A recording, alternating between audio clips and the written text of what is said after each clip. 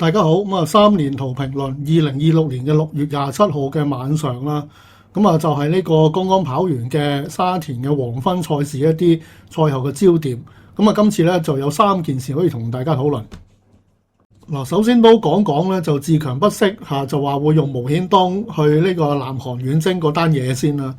話說早前馬會公布嗰個話有報名去呢個南韓跑短途錦標同埋韓國杯嗰5隻馬咧，就冇自強不息嘅，即係短途嗰場係得嗰啲熾烈神駒嗰啲嘅啫嘛，係嘛，冇佢份㗎。咁但係其實都有報，就只不過就係喺嗰陣時馬會公佈嗰時未報啫，咁都係想去嘅咁樣。今次嘅衛冕咧就講真就未知韓國方面係咪真係會出邀請啊？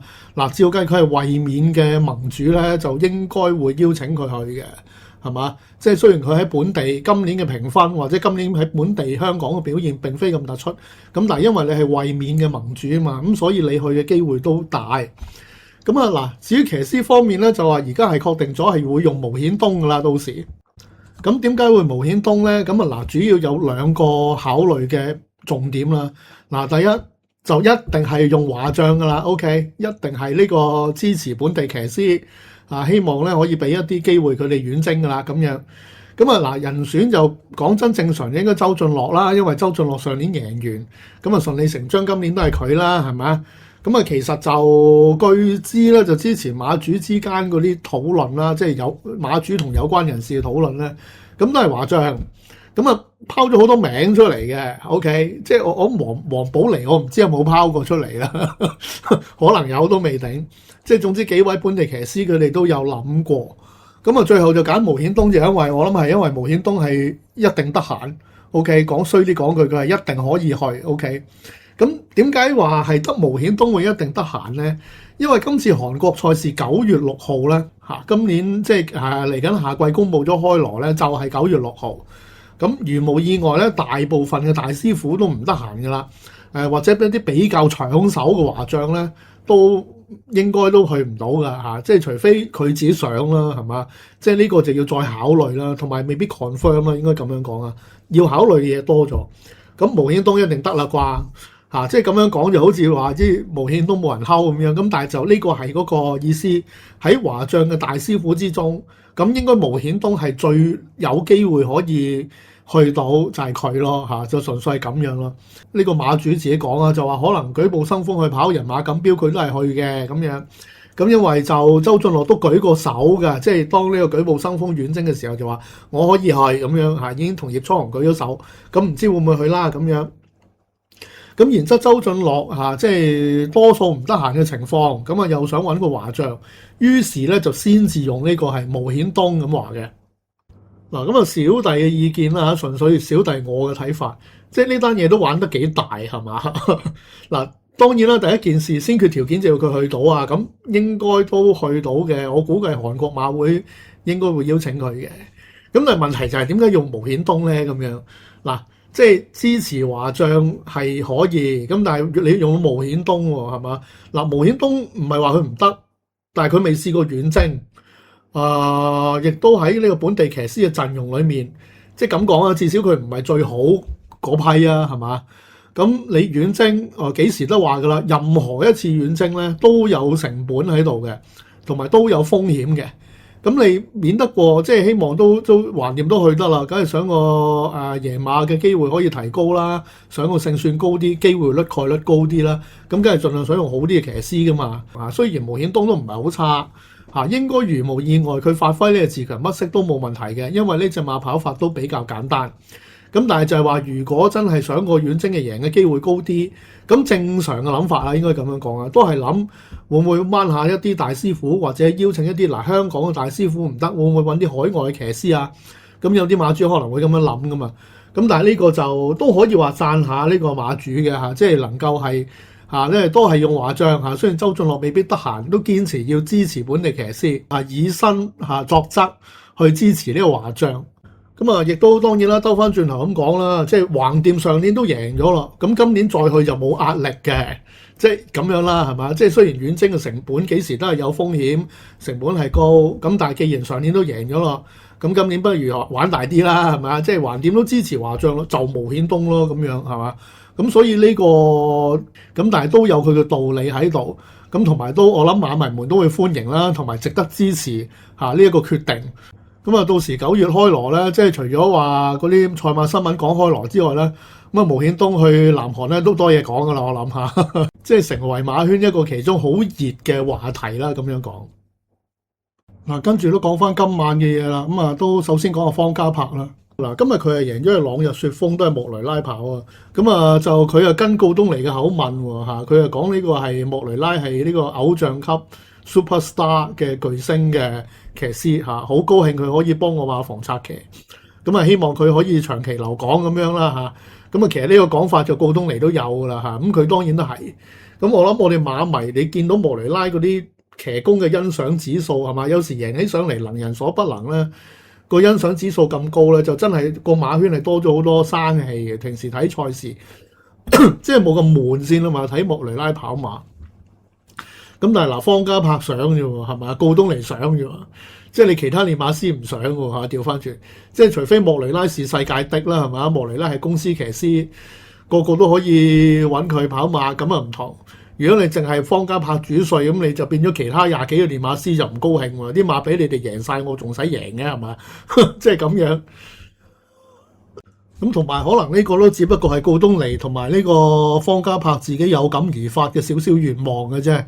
咁啊，就呢個叫做係，因為莫雷拉嗱，佢話佢冇申請牌照，咁大家任你哋解讀，你哋可以話佢已經問過老應同埋呢個夏定安。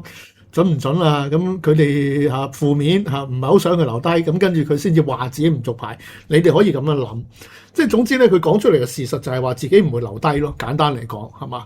咁而我哋睇翻莫雷拉過往嗰個言行啊或者性格，我哋都知啦，係嘛？佢而家係想做呢個浪人啊嘛，中意自由啊嘛。你長期留喺香港揾嘅錢係當然係多啲，咁你成日棟住個潘頓喺度，咁跟住有壓力係嘛？呢個叫做同埋呢個所謂相見好同住難啊嘛，短聚幾個月就大家覺得好啫，騎足成季輸多幾隻熱門，大家又喺度講噶啦，係嘛？咁到時佢又承受輿論壓力，佢又唔開心係嘛？咁啊，所以就即係呢個短期喺香港策騎係 O K 嘅，即係你話好似如方嘉柏或者告東尼嘅願望，佢長期留港咧，即係我睇都應該係冇乜可能噶啦，一再咁樣講啦嚇。嗱，另外咧都講下呢個艾兆禮啦，同埋顏色之王啦。咁啊，今日叫做贏咗唯一一場高班賽，咁啊就係顏色之王配艾兆禮贏嘅。咁啊，不知不覺咧，艾兆禮今季要60 win。咁啊，呢個咧就佢賽後接受訪問咧都講呢一個咧，其實就係佢心裏面嗰個今個馬季嘅目標嘅，希望贏到60場。咁啊達成咗啦。咁啊，另外就顏色之王方面咧，其實就今場嘅贏馬咧，可以話係追翻一啲落後啦，因為本來大家對呢隻馬嘅寄望都幾高嘅，咁但係後來咧，即係成績又好似有啲滑落，咁跟住咧轉去跑馬地個效果又好似一般，咁啊今次咧跑翻呢個叫做佢最耍家嘅沙田直路賽咧，就終於再贏啦。咁啊，而家尤達榮咧就話呢隻馬咧係下季嘅目標咧，就2場3級賽，即係總之2場直路啦嚇。應該係講緊國慶杯係嘛，1000米啦，咁啊同埋嗰場洋紫荊短途錦標都係1000米，就2場谷飛，就暫時係呢隻顏色之王下季嘅目標。咁啊另一個目標咧就係6月跑皇家亞士谷啦。咁啊皇家亞士谷咩意思咧？就因為佢有直路賽嘅短途啊嘛，就啱呢個顏色之王啦。佢就話自己咧就之前同潘頓咧係有討論過有關遠征皇家亞士谷呢件事。嗱，呢件事咧就應該就唔係吹出嚟，應該都有事實嘅根據。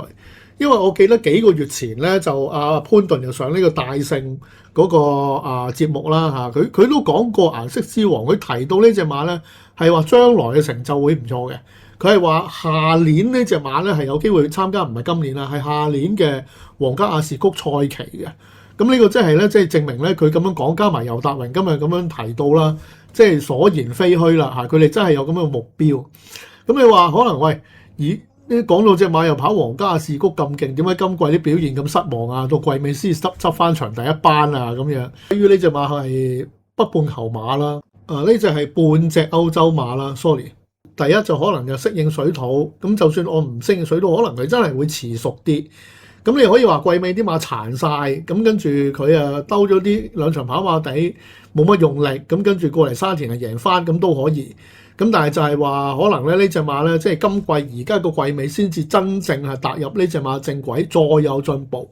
咁啊而唞完個暑假到夏季咧，就再大放異彩，跟住再遠征都未定。如果以我去提議佢哋咧，即係嗱好多地方都有直路賽嘅，即係澳洲嗰啲費明頓嘅直路賽都有好多1100啊、1200啊嗰啲啦。咁但係嗰啲啊當然即係嗰個賽事嘅重要性未必咁高嚇，獎金係 OK，但係佢唔係嗰啲最重要嘅一級賽啦。通常嗰啲直路賽，咁所以可能佢哋都未必會考慮有真嘅。咁啊，第二就係可能呢個杜拜嘅賽事咧都得嘅喎。嗱，阿喬斯短途錦標咪得咯，都係直路賽噶嘛。咁但係佢哋又冇咁樣諗喎。咁我諗就即係尤達榮嘅意思就係話，本地嘅賽事個目標係2場3級賽嘅。咁但係嗰啲速度系列嗰啲佢都會跑㗎。咁啊換言之，嗰啲速度系列可能撞咗呢啲杜拜嘅賽事，咁所以就即係盡量等到隻馬可能咧就到下個季尾啊，先至開始最成熟嘅階段啊。佢哋咁樣預測啦。咁啊，先至咧就再去跑皇家亞士谷嘅直路賽咧，就對呢隻馬最 fit。咁啊，換言之嗱，如果真係顏色之王去跑皇家亞士谷，咁啊會唔會就可以叫做成為呢個嘉應高升嘅愛的替身咧？嗱，因為早幾日就都講啦嚇，皇家亞士谷方面就好想邀請嘉應高升就去呢個英國嘅。咁但係希斯都講咗話 unlikely 啦，即係都多數唔會去啊。咁啊，即係嗱，冇咗隻嘉應高升，整隻顏色之王俾你嘆下咯。咁啊，都係香港馬係嘛？咁但係當然即係我咁樣講啦嚇，皇家亞士谷方面就同埋佢哋即係嘉應高升可以帶來好多嘅話題啊、焦點啊同埋流量啊嘛。咁呢樣嘢就顏色之王俾唔到啊嘛。咁啊，只不過就係話當然啦，你顏色之王去，如果個實力係夠資格嘅，佢哋都會OK 嘅係嘛，要準你去嘅。咁啊，但係就絕對就唔係嘉應高升嗰種效果㗎啦嚇。即係我亦都咁樣預測啦。即係嘉應高升嘅王朝只要繼續咧，咁會有越嚟越多香港本地嘅短途馬，因為贏唔到馬冇出路咧，佢哋開始會諗多啲遠征嘅。咁啊，顏色之王如是啦。咁其他可能嗰啲精算暴雪，我唔知會唔會諗啦。其他嘅等等嘅短途馬咧，都有咁樣嘅可能嘅。咁啊，即管睇下呢個事情係咪真係咁樣發展啦。